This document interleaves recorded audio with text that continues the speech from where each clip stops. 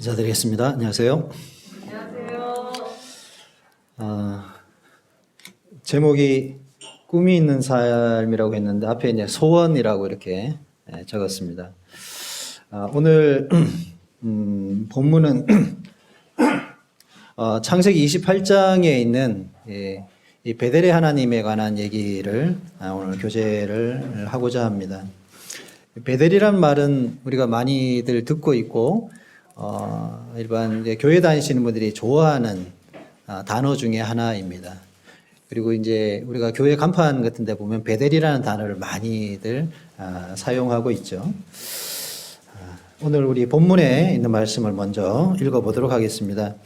원래 10절부터 28장, 창세기 28장 10절부터 이렇게 본문을 봐야 되는데 길어서요. 16절부터 22절까지의 내용을 본문으로 보겠습니다. 창세기 28장 16절부터 22절 찾으셨나요? 네. 우리 교독하면서 한번 읽겠습니다. 제가 16절을 읽고 여러분들이 17절 이렇게 읽겠습니다. 16절 야곱이 자매께 이르되 여호와께서 과연 여기 계시거늘 내가 알지 못하였도다.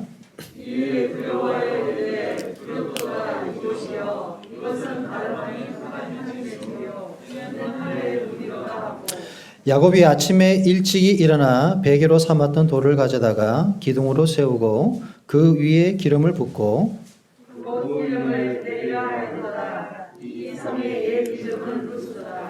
야곱이 서원하여 이르되 하나님이 나와 함께 계셔서 내가 가는 이 길에서 나를 지키시고 먹을 떡과 입을 옷을 주시어 내가 평안히 아버지 집으로 돌아가게 하시오면 여호와께서 나의 하나님이 되실 것이요. 내가 기둥으로 세운 이 돌이 하나님의 집이 될 것이요 하나님께서 내게 주신 모든 것에서 10분의 1을 내가 반드시 하나님께 드리겠나이다 하였더라. 우리 잘 아시는 내용이시죠? 네. 여기에서 이제 베델이라고 하는 이름이 나오는데 원래 이 베델이라고 하는 이름의 그 지명한 루스 여기 보면 19절에 원래 이 베델은 예루살렘에서 대략 북쪽으로 한 13km 정도 떨어진 곳으로 그렇게 추정하고 있습니다. 정확하게 이제 그곳이 베델이다 이렇게 학자들이 이렇게 단정지어 말하지는 않지만 대체로 그곳을 베델로 이렇게 지칭하고 있는데 옛 이름이 루스라고 이렇게 기록하고 있습니다. 이 이야기의 시작은 28장에 보면 야곱이 꿈을 꾸는 내용으로부터 시작하고 있죠. 근데 창세기 35장에 보게 되면 하나님께서 이 상황을 간략하게 이렇게 설명하고 있습니다. 야곱이 도망하던 때라고 이렇게 기록하는 내용이 나와요. 그래서 도망자 야곱이라고 이렇게 한번 생각해 보았습니다. 야곱의 이제 그 이름이 이제 발꿈치라는 뜻을 갖고 있다고 예전에 말씀드렸고, 그 의미 속엔 넘어지게 하는 자, 조금 부정적인 그런 의미가 있었습니다. 근데 후에 이제 야곱이 다시 자기의 고향으로 돌아오는 과정 속에서 이제 씨름하는 장면이 있잖아요. 거기에서 야곱이 새로운 이름을 얻게 된 것이 바로 이스라엘이라는 이름을 얻게 되게 되고 이 이스라엘이라는 이름이 지금의 이스라엘을 대표하는 대명사가 되는 그와 같은 이름을 가지게 되죠. 어찌 보면 이스라엘의 역사에 있어서 야곱이라고 하는 인물이 차지하는 비중은 굉장히 크다라고 볼 수 있죠. 물론 이 아브라함이 그들의 모든 정체성의 시작이라고 본다고 하면 야곱은 이스라엘의 어쩌면 그들의 역사의 뿌리라고도 볼 수가 있습니다. 야곱의 12아들이 이스라엘 12지파가 되게 되고 그리고 야곱의 이름이 이스라엘로 개명되면서 그 야곱의 이름을 통해서 이스라엘의 어떤 본격적인 역사가 시작이 된다고 해도 과언이 아닌 것이죠. 근데 우리가 야곱의 생애를 한번 생각을 해보기를 원합니다. 야곱이 도망자의 신세가 되었습니다. 왜 도망자가 되었습니까? 지난번에 자기 형의 장자의 명분을 빼앗은 일로 인해서 방법은 뭐랄까 정당했을까요? 정당하지 않았을까요? 보는 사람의 관점에 따라서 정당할 수도 있고 정당하지 않을 수도 있습니다. 어찌됐든 형이 무서워서 이제 어머니의 권유를 통하고 또 아버지의 권유를 통해서 그가 이제 도망치듯 자기의 집을 떠나 나오는 과정 속에 있습니다. 그러면서 그가 부엘세바를 떠나서 하란으로 향해 가는 과정 속에서 대략 수십 킬로의 길을 가다가 고냈죠. 그래서 어느 장소에 머물러서 잠이 들었습니다. 우리가 뭐 찬양 가사에 나오는 것처럼 그가 돌을 하나 취해서 그 돌을 벽에 삼아 잠이 들게 되죠. 그게 28장 10절에서의 내용이게 됩니다. 아마 야곱이 그때 야곱이 갖고 있었던 그런 마음의 상태라고 하는 것은 어떨 것 같아요? 도망자 야곱이잖아요. 그리고 자기가 자기의 그 고향은 아니지만 자기의 부모들, 자기 조상들의 그 곳으로 가는 과정 속에서 과연 그 마음이 어땠을까라고 생각해 보면 굉장히 심란했을 것 같은 생각이 들어요. 막연하고 굉장히 이렇게 심적으로 불안하고 어떤 그 갈등이 있지 않았을까? 여러 가지 많은 생각들이 야곱에게 있었을 거라고 생각이 들었습니다. 그러는 중에 꿈을 꾸었는데 꿈에서 굉장히 놀라운 그런 장면들을 우리가 경험하는 것을 볼 수가 있죠. 우리 성경을 한번 볼까요? 창세기 28장 11절부터 이렇게 보시게 되면 그가 이제 한 곳에 누워서 한 돌을 가져다가 베개로 삼고 거기에 누워서 잠이 들었습니다. 라고 11절이 시작하고 있습니다. 네, 내용은 12절에 나오는데 꿈에 보았는데 사다리가 어떻게 되었어요? 하늘까지 닿아 있었고 그리고 거기에는 하나님의 사자들이 오르락 내리락 하고 있는 장면을 보았습니다. 그리고 13절에 보면 거기에서 하나님이 나타나셔가지고 이 야곱에게 자신의 이름을 밝히는 장면이 있어요. 뭐라고 얘기하십니까? 나는 여호와니 너의 조부 아브라함의 하나님이요 이삭의 하나님이요 라고 얘기하죠. 좀 특이한 점이 없습니까? 뭔가 특이한 점을 발견할 수 있지 않아요? 앞에 이렇게 힌트가 있습니다. 한번 보시면 차트에 보시면 어떤 부분이 좀 주목할 부분이죠? 구약 성경에서 예전에도 이 부분 말씀드렸는데 하나님은 자신을 소개하실 때 세 사람의 이름을 언급을 합니다. 그렇죠? 나는 아브라함의 하나님이요 이삭의 하나님이요 야곱의 하나님이라고 자신을 소개하시거든요. 근데 여기 보시게 되면 누가 빠져 있죠? 야곱이 빠져 있습니다. 나는 너희 조부 아브라함의 하나님이요 이삭의 하나님이요 라고만 얘기하죠. 자, 이게 특이한 부분입니다. 오늘 나누고자 하는 이 주제의 내용과 아주 밀접한 관련성이 있는 부분이라고 우리가 볼 수 있는 부분입니다. 자, 하나님께서 어떤 견인적인 입장에서 뭔가를 선택하신다. 운명적으로 어떤 것을 선택하신다는 의미가 성경에는 이렇게 짙게 깔려져 있습니다. 그죠? 하나님께 아브라함을 택하셨잖아요. 그죠? 그럼에도 불구하고 아브라함은 자기의 생애를 통해서 하나님을 경험하는 삶을 삽니다. 그리고 이삭은 어떻습니까? 이삭은 약속을 받고 태어난 첫 아이입니다.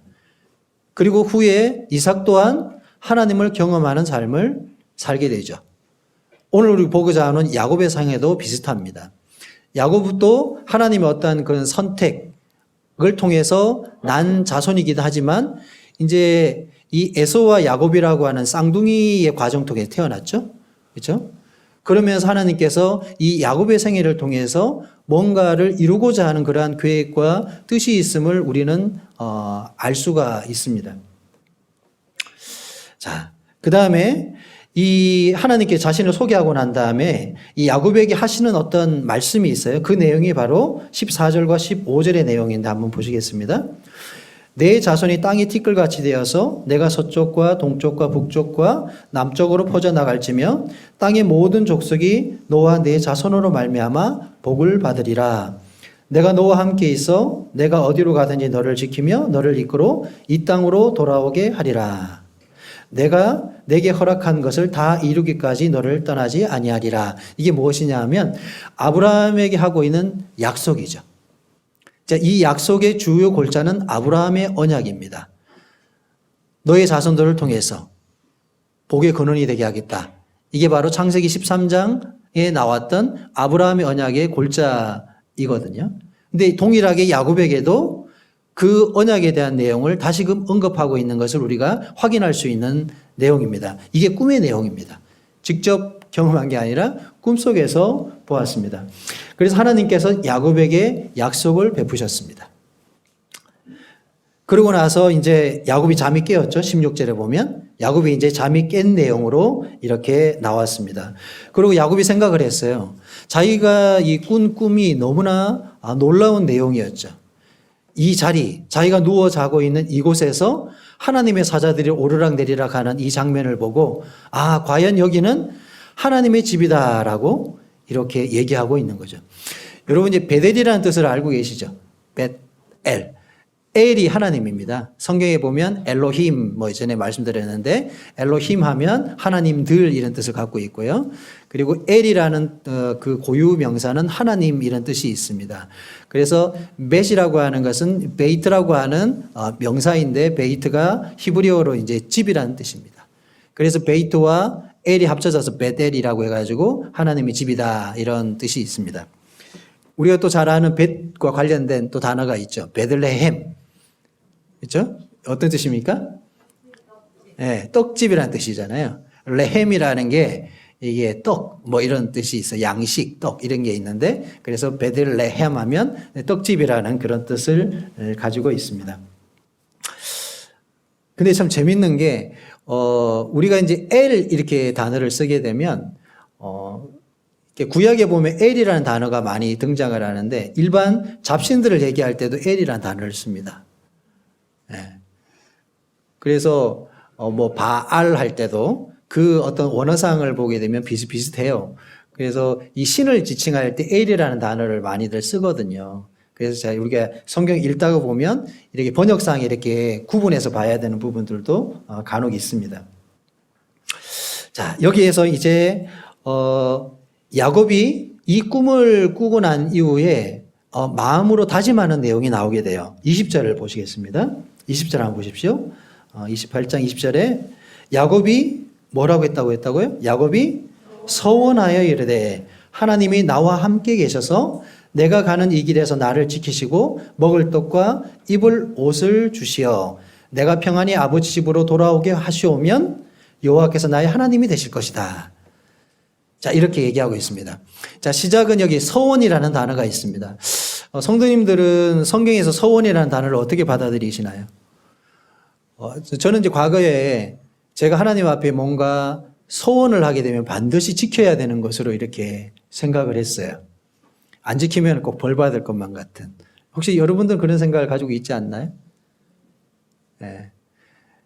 자, 제가 오늘 주제의 제목을 뭐라고 정했습니까? 소원이 있는 삶이라고 했잖아요. 그래서 이 서원이라는 것과 소원이라는 것은 조금의 어떤 의미적 차이가 있습니다. 근데 구약의 이 내용으로 보게 되면 서원이라는 의미가 맞아요. 서원. 하나님 앞에 서원한다. 이것은 어떤 조건부적인 것이죠.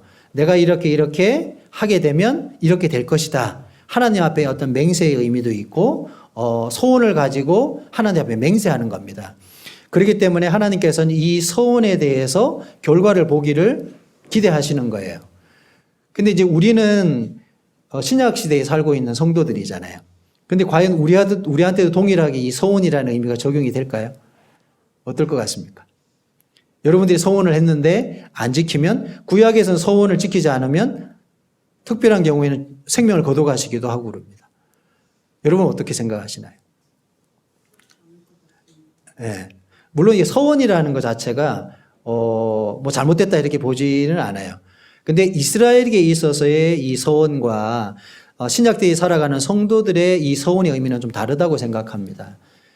우리식으로 생각한다면 소원이라고 하는 것이 더 합당하지 않을까 이렇게 생각이 들어요.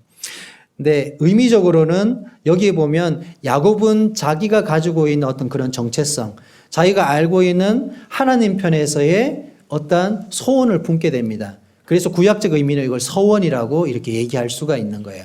왜냐하면 그들이 의미하는 생각은 서원밖에 없거든요. 서원의 의미밖에 없기 때문에 자기가 할 수 있는 소원을 서원으로 이렇게 했다라고 저는 이렇게 분별이 됩니다. 그래서 야곱이 하나님 앞에 조건부 서원을 걸게 되죠. 어떤 서원을 했습니까? 하나님께서 나를 순적하게 다시 고향으로 돌아오게 하시오면 어떻게 한다고요? 여호와께서 나의 하나님이 되실 것이다. 이렇게 서원하고 있습니다. 자, 이 부분이 앞에 제가 아브라함의 하나님, 이삭의 하나님, 뭐가 빠졌다고요? 야곱의 하나님에 대한 부분과 연결된 내용이죠.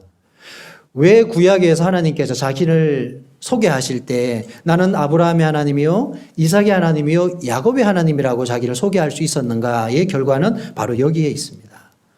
야곱이 여기에서 소원을 품었고, 그리고 이 소원을 품은 것이 결국에 이루어지게 되죠. 그 이후부터 하나님은 자신을 이렇게 소개하고 계시거든요.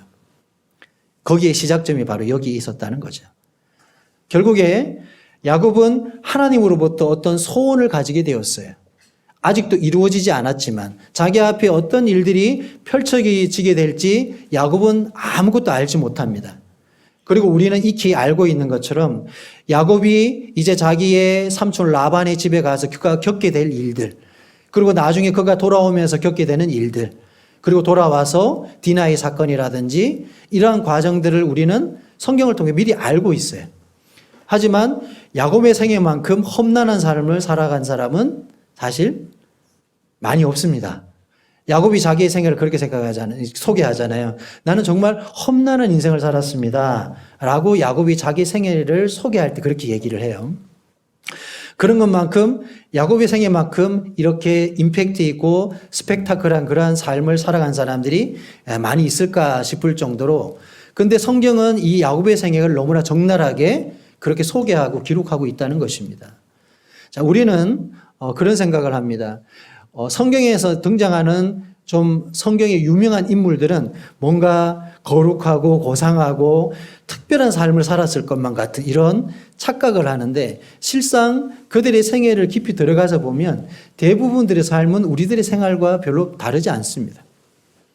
야곱은 사실 우리가 잘 알고 있으니까 언급을 하겠지만, 야곱이 가서 자기 삼촌 집에 가서 뭐 하고 살았죠?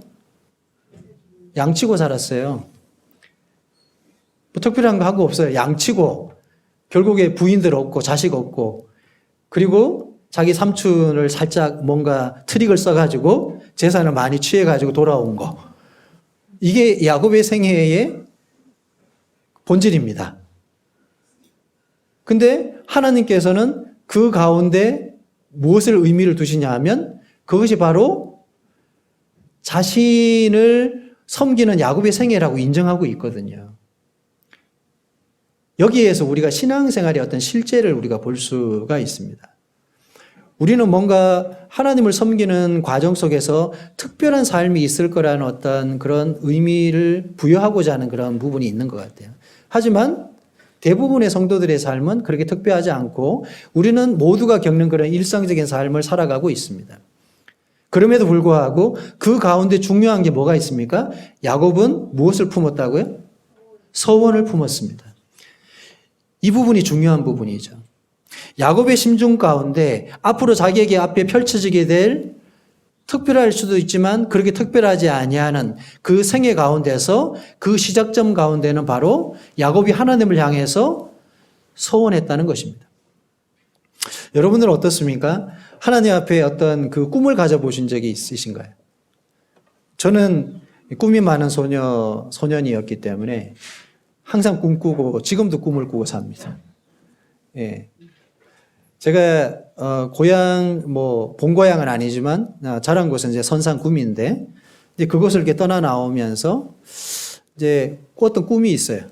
소원이라고, 그때는 소원이라고 했는데 지금 생각해 보면 꿈인 것 같아요. 꿈, 소원이 있었습니다. 주님, 내가 정말 이 고향을 땅을 떠나 나가서 주님을 제대로 배우고 주님을 제대로 경험하고 올바른 것을 품고 내가 고향에 돌아오고 싶습니다라는 그런 꿈을 꾼 적이 있어요. 살다 보니까 잊어버리기도 하고 그랬지만 그 꿈은 잊혀지질 않습니다. 근데 그 이면 속에는 그런 게 있어요. 내가 주님을 위해 살고자 하는 그런 소원. 그리고 내가 하나님을 믿게 되었기 때문에 나의 생애가 하나님 앞에 뭔가 이끌림 받아야 한다고 하는 그 주님과 연관된 삶을 살아야 한다는 분명한 그런 확신, 그 이유가 있었던 거죠. 그러니까 모든 선택에는 그것이 있었고 지금까지도 나의 선택의 중심에는 그것이 있습니다. 나의 꿈, 주님이 나한테 심겨 주신 그 꿈이 항상 모든 선택에 작용을 해요. 지금도.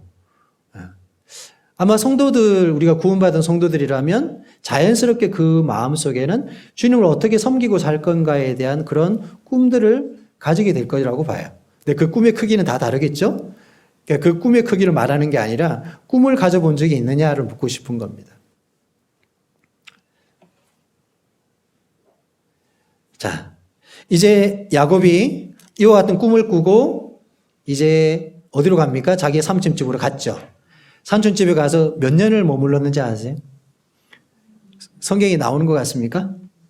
정확하게 나오지 않습니다. 우리가 정확하게 알 수 있는 것은 7년, 7년 이렇게 나와요. 7년을 봉사해서 누구를 얻었습니까? 라헬을 얻죠. 그리고 또 7일을 더 해가지고 레아를 얻고 7년을 더 봉사하게 돼요. 그 이후에 이제 두 아내와 두 첩을 거느리게 되었고, 그리고 야곱에게는 12아들, 그리고 나중에 디나까지 딸을 얻게 되는데 그 정확한 횟수를 알 수는 없는 것 같아요. 어찌됐든 간에 그가 거기에서 열심히 자기의 삼촌 라반의 집에서 봉사했습니다. 그래서 라반의 집이 부유하게 돼요. 이 야곱 때문에. 하나님께서 라반의 그 가축을 풍요롭게 해줬습니다. 근데 보니까 정작 여기에서 열심히 수고한 야곱의 재산은 어때요? 확정된 게 없었던 거예요. 그래가지고 야곱이 라반에게 요구를 하잖아요. 삼촌, 내가 이제 나의 이제 고국으로 돌아가고 싶어요. 이 30장 25절에 그 내용이 나오는데 라헬이 요셉을 낳은 때라고 이렇게 나옵니다. 라헬을 통해서 요셉을 출생하고 나서 야곱의 마음속에 무슨 생각이 들었냐면 이제 고국으로 돌아가고 싶었던 거예요. 이제 고국으로 돌아가려고 하니까 금이 환영해야 되잖아요. 이게 보니까 뭐가 없어 잘. 가족들은 많이 늘었는데 실제로 자기 소유나 재산에 대한 부분들이 많지 않은 것을 발견하게 되죠. 그래서 삼촌한테 제 품삯을 좀 정해 주십시오 이렇게 제안을 하게 돼요.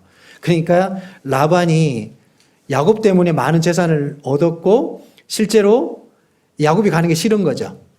뭐 굳이 가려고 그러니 나아가고 있으면 좋을 건데 그렇게 해서 붙들어요. 그렇지 않습니다 삼촌. 제가 이제 돌아갈 때가 된 것 같아요. 이렇게 설득을 해서 조건을 걸잖아요. 그래서 새끼를 낳으면 이게 순둥순둥 깨끗한 거는 삼촌 것이고 거기서 약간 점지고 뭔가 하자 있는 것 같은 거는 제 소유가 되게 하겠습니다. 이렇게 하고 난 다음에 그리고 야곱이 트릭을 쓰잖아요. 그렇죠? 어떻게 하면 버드나무, 살구나무, 신풍나무 이런 껍질을 벗겨가지고 이렇게 교배할 때 그 앞에 이렇게 두면 신기하게도 이렇게 아롱진 거 뭐 이렇게 전박이가 나왔어요. 이게 저도 이게 진짜 효과가 있는지 어떤지 모르지만 실제로 이렇게 됐습니다. 근데 야곱이 보면 참 이렇게 머리가 비상했던 게 견실한 이게 정말 튼튼한 것들이 교배할 때 앞에다 세워두고 부실한 것들이 할 때는 빼버렸어요. 그러니까 이 전박이 없는 것들은 부실한 새끼들이 나고 이 전박이나 뭔가 있는 것들은 견실한 새끼들이 나온 거예요. 나중에 시간이 좀 지나고 보니까 야곱의 소유에 전박이가 있는데 너무 이렇게 거의 견실하고 이렇게 소유가 많아지게 됐죠. 그때부터 라반이 이제 눈이 돌아가기 시작을 했어요. 그리고 라반의 아들들도 이제 뭔가 눈이 뒤집히기 시작했죠. 왜냐하면 돈이 걸린 문제잖아요. 사람이 뭔가 이게 돈이 걸리면은 눈빛이 변합니다. 그래서 그때부터 이제 라반이 안색이 변했더라 이렇게 성경에 기록하고 있어요. 우리 31장 13절을 같이 한번 읽겠습니다. 앞에 있으니까 같이 한번 읽어보겠습니다. 시작. 나는 베델의 하나님이라 내가 거기서 기둥에 기름을 붓고 거기서 내게 소원하였으니 지금 일어나 이곳을 떠나서 내 출생시로 돌아가라 하였느니라. 하나님께 직접 이제 나타나셔가지고 야곱에게 하시는 말씀입니다. 뭐라고 얘기를 했어요? 나는 베델의 하나님이라. 베델이 어떤 장소였습니까? 야곱이 소원을 품었던 곳이었죠. 다시 그 소원을 일깨우는 장면이죠. 나 베델의 하나님이야. 이제 네가 서원했던 것을 다시 기억하고 이제 너희 집으로 돌아가라 이렇게 명하셨다. 이제 확신이 들었습니다. 야곱이 돌아가야 될 그냥 심중에만 있었던 게 아니라 하나님으로부터 직접 그 얘기를 전해 듣게 되었죠. 자, 35장 3절도 같이 읽겠습니다. 시작. 우리가 일어나 베델로 올라가자. 내 환난 날에 내게 응답하시며 내가 가는 길에서 나와 함께 하신 하나님께 내가 거기서 제단을 쌓으려 하노라. 자, 이 장면은 이제 베델로 와서 벌어지는 장면입니다.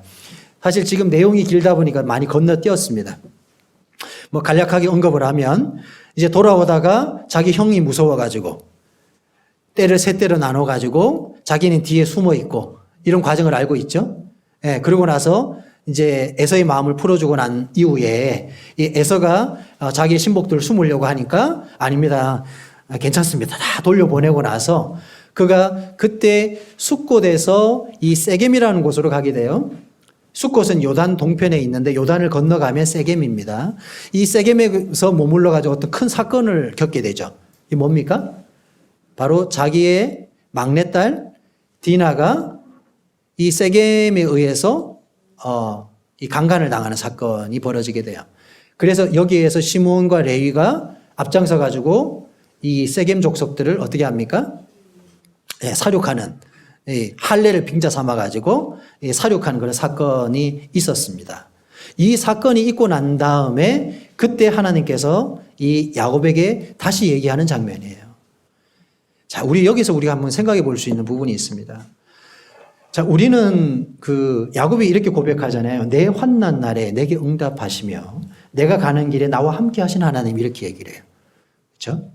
자, 야곱은 그렇게 순탄한 삶을 살지 않았습니다. 그리고 야곱이 그렇게 순둥순둥하고 뭔가 거룩하고 착한 사람은 아닌 것 같아요. 굉장히 꾀도 많고 겁도 많고 그렇던 사람이죠. 우리가 볼 때는 야곱의 생애를 뭔가 좀 거룩하게 평가할 수 있을 것 같지만 제가 볼 때는 야곱은 그렇게 위대하고 훌륭한 인물로만 보기는 어려운 사람입니다. 그럼에도 불구하고 야곱은 자신의 환난 날 위기 때마다 하나님이 자기의 생애와 함께 했다고 하는 이런 고백을 가지고 있었어요. 왜? 야곱의 마음속에 뭐가 있었다고요? 소원이 있었기 때문에 그래요. 주님, 저는 이러한 존재지만 정말 나에게 주님이 함께 하신다면 당신이 정말 나의 하나님이 되실 겁니다. 라고 소원을 했던 적이 있었는데 야곱이 중간중간 까먹어요. 까먹습니다. 잊어버린다는 거예요. 우리도 그러잖아요. 하나님 앞에 뭔가 소원을 하지만 살다 보면 어떻습니까? 잊어버려요. 아주 이게 자연스러운 것입니다. 저도 이렇게 생각해 보면 예전에 영천에 이렇게 살다가 뭐 이렇게 장사를 하다 보니까 내가 여기 왜 왔는지 잊어버렸었어요. 사는 거 걱정하고 살고 있고. 근데 그런 제 모습을 보면서 참 한심스럽다. 참 나의 믿음이 이거밖에 안 됐나? 하는 그런 어떤 자책과 후회 이런 걸 했던 적이 있어요. 그런 것처럼 사람이라는 게 하나님 앞에 소원을 가져도 우리는 땅을 밟고 살아가고 있기 때문에 자주 까먹고 잊어버릴 수 있다는 것을 얘기하고 있습니다. 그럼에도 불구하고 그때마다 우리는 무엇을 추억합니까? 내가 하나님 앞에 품었던 소원이 무언가를 다시 한번 회상하고 떠올리게 되는 것입니다. 하나님은 또 말씀을 통해서 환경을 통해서 우리에게 계속해서 무엇을 일깨워 줍니까? 우리의 소원을 일깨워 주고 있습니다. 나는 베델의 하나님이라고 얘기합니다. 정확하게 알고 계시는 거예요. 나보다도 더 정확하게. 자, 여러분 코이의 법칙이라는 얘기를 들어보신 적이 있어요? 네, 아시는 분도 있을 거고 모르신 분도 있을 겁니다. 이 코이라는 이제 비단인거의 한 과인데 이 코이라는 물고기 아주 특이한 물고기라고 하죠. 이제 이 물고기가 자기가 자라는 환경에 따라서 자기의 크기를 달리하는 아주 별종의 물고기입니다. 예를 들어서 이 물고기를 어항에다 키우잖아요. 그럼 평생 자랄 수 있는 크기가 7cm, 8cm 이 정도 됩니다. 이 물고기가. 근데 똑같은 물고기를 연못에다 풀어놓으면 한 30cm까지 자란다고 그래요. 근데 똑같은 이 코이라는 물고기를 강에다 풀어놓으면 1m 이상 자란답니다. 그래서 이 물고기를 빗대어 가지고 코이라는 법칙이라는 게 이렇게 생겨났다고 그래요. 그래서 일반 사람들은 이 코이의 법칙을 생각의 크기라 이렇게 얘기를 합니다. 똑같은 존재인데 그 존재를 어떤 환경에다가 두느냐에 따라서 그 크기가 달라진다라는 그런 의미를 갖고 있습니다. 자, 하나님께서 야곱의 생애를 생각하면서 야곱은 정말 이렇게 엄마의 조금 뭐랄까 보호 속에서 이렇게 자랐잖아요. 결국에 그가 도망자의 신세가 되어가지고 결국은 정말 낯선 그런 삼촌의 집으로 가는 과정 속에서 그 불안하고 떨리는 마음을 가지고 이 도망치듯 자기 집을 떠나 나가게 되었어요. 근데 생각해 보면 이것은 야곱의 실수고 자기 엄마의 실책 같지만 그 이면에는 누가 개입하고 계시냐 하면 하나님께서 그 생애를 개입하시고 관여하고 있음을 우리는 잘 알 수 있죠. 왜 그랬을까요? 이런 환난과 어려움 속으로 하나님께서 밀어넣으신 거죠. 무엇을 경험하게 하기 위해서? 하나님을 경험하게 하기 위해서. 그리고 야곱으로부터 그 소원을 이끌어내기 위해서 하나님께서 이와 같은 환경을 허락하셨다라고 우리는 볼 수가 있습니다. 야곱이 만약에 자기의 생애 가운데서 자기 엄마 집에서 그냥 보호받으면서 이렇게 주방과 친하게 이렇게 살았더라면 야곱은 어떤 인물이었을까요? 그냥 그만 평범한 인물이었을 것입니다. 근데 야곱이 이스라엘의 이름을 얻게 되고 그리고 이스라엘의 어떤 그 민족의 정체성의 시작점이 될 수 있었던 그 가장 큰 이유는 그가 이러한 많은 과정과 어려움과 환란의 과정 속에서 하나님을 경험했고 그 가운데서 하나님을 자신의 하나님으로 인정할 수 있는 그 과정을 경험했기 때문에 야곱이 알고 있는 하나님의 크기는 그가 처음 그저 장자의 명분을 탐했던 그 야곱과는 완전히 다른 사람이 되어 있었다는 거죠. 여러분 인정이 되십니까? 그렇죠? 하나님은 그걸 기대하시고 야곱으로 하여금 이와 같은 소원을 두기를 바라셨던 거예요. 오늘 여러 성도님들에게 말씀드리고 싶은 주제는 그런 것입니다. 소원이 있는 삶에 대한 말씀을 나누었습니다. 꿈이 있는가? 여러분들에게 꿈이 있습니까? 네. 그리고 하나님께서 내가 뜻하지 않는 삶 가운데 여러분들이 겪고 있는 환난과 어려움들, 정말 누구도 이해해 주지 못하는 그러한 각자의 삶의 그러한 과정들을 우리는 겪어가고 있죠. 근데 이것이 우연히 되어진 것이 아니라 하나님께서 우리들에게 허락하신 삶이라는 것을 우리는 인정하고 있고, 그리고 그러한 과정 속에서 우리는 무엇을 꿈꾸느냐에 따라서 우리의 크기, 우리의 믿음의 크기, 우리가 경험하는 하나님의 크기라는 것은 달라질 수 있다라고 생각이 들어집니다. 이것이 축복이죠. 그 환란이 불행이 아니라 야곱에게 그 환란이 복이 되었던 것처럼 우리의 생에서도 우리가 겪는 많은 일들이 나에게 축복이 될 수가 있다는 것입니다. 왜? 우리는 우리의 짧은 이성과 인간의 머리로 하나님을 이해하기가 굉장히 어려워요. 우리가 하나님을 아는 것 같지만 책 속에 있는 하나님과 실제로 우리 삶 가운데 살아서 역사하시는 그 하나님은 완전히 다른 분입니다. 그래서 처음에 말씀드렸잖아요. 내가 서원하였고 이것을 이루어 주시면 당신은 나의 하나님이 되실 것입니다. 결국에 이 약속은 하나님이 성취하셨고 야곱은 이제 당당하게 고백하기를 당신은 나의 하나님입니다. 이렇게 고백하게 되었습니다. 그래서 그 이후로 하나님은 당당하게 모든 사람 앞에서 얘기하기를 나는 아브라함의 하나님이요 이삭의 하나님이요 야곱의 하나님이라고 자신을 소개하시게 되었다는 거죠. 참 이게 얼마나 놀라운 일입니까? 보잘것없는 우리의 생애가 하나님께서 여러분들의 이름을 기억하시고 우리의 삶을 기억하십니다. 나의 이름을 기억하시는 거죠. 나의 하나님이 되시기를 바라시고 나의 하나님이 되시기를 기대하고 계십니다. 그러기 위해서는 우리는 무엇을 품어야 합니까? 하나님 앞에 꿈을 가져야 합니다. 하나님 앞에 주님으로 말미암는 서원과 소원을 품는 삶을 가져야만 가능한 일이라는 것이죠. 시간은 가만히 있어도 흘러갑니다. 우리가 생각하지 않아도 우리의 환경은 흘러가고 있습니다. 거기에다가 우리는 이 꿈이라는 것, 소원이라는 의미를 부여하게 되면 하나님 그 가운데 놀라운 일을 하신다는 거죠. 우리가 100년도 안 되는 짧은 인생을 살면서 그 인생을 그냥 무의미하게 보낼 것이냐 아니면 거기에 어떤 의미를 담아서 하나님께서 내 생과 함께 한다고 하는 그 의미를 우리가 부여받을 수 있는가? 한 끗 차이 같지만 아주 큰 결과를 가져다 줄 수 있다는 것을 우리는 성경을 통해서 발견하게 됩니다. 그래서 오늘 말씀의 주제는 소원이 있는 삶. 야곱에게는 베델의 하나님이었습니다. 자신의 하나님이 베델의 하나님이 되었죠. 여러분들에게 있어서 이 베델의 하나님은 어떤 하나님이 되실 것인가? 한번 생각해 보는 계기가 되었으면 좋겠습니다. 이상 줄이겠습니다. 감사합니다.